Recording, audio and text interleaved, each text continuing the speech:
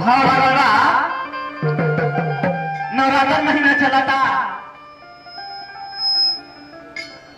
मर्दा कहला मौगी से कि हम बाजारे जाई हो, नजदीक में सरैया बाजार बा, हम जाता नहीं माई के सवाखन किने खातिर। मौगी कहला कि ना,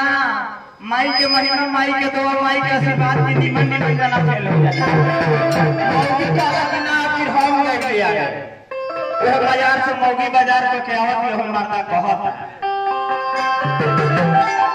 अले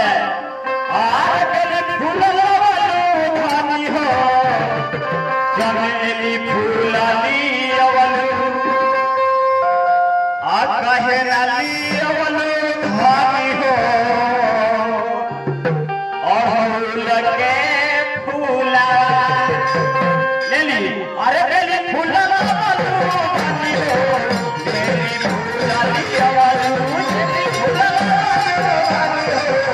मेरी फूलली अवलू कहे लाली अवलू भानी हो कहे लाली अवलू भानी हो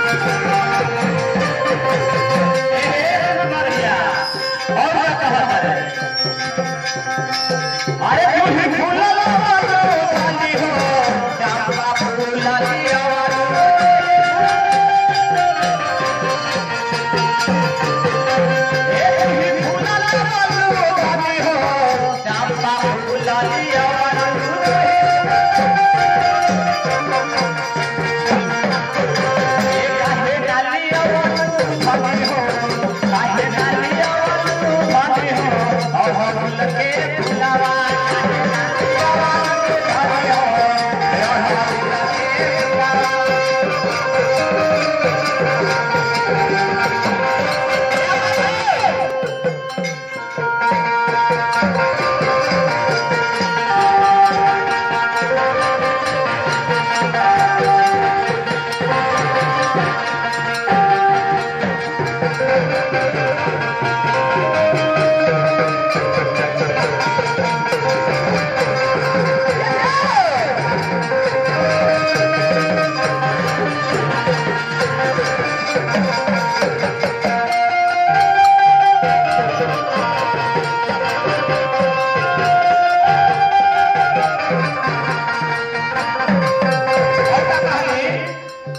यही से कहत रहने कि हमरा के जाए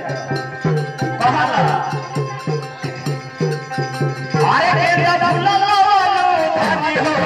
गुलाब फूलली अवालू केरिया फूलला वालो भानी हो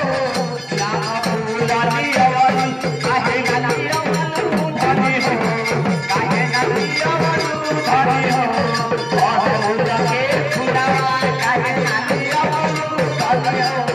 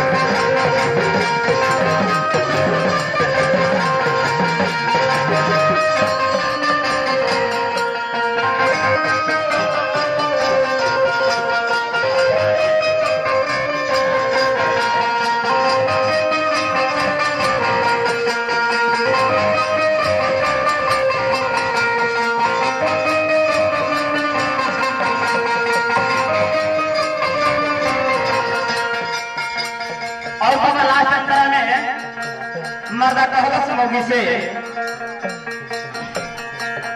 अरे की फूल लावालू धनी हो रात रानी फूल लावालू धनी फूल की फूल लावालू धनी हो रात रानी फूल लावालू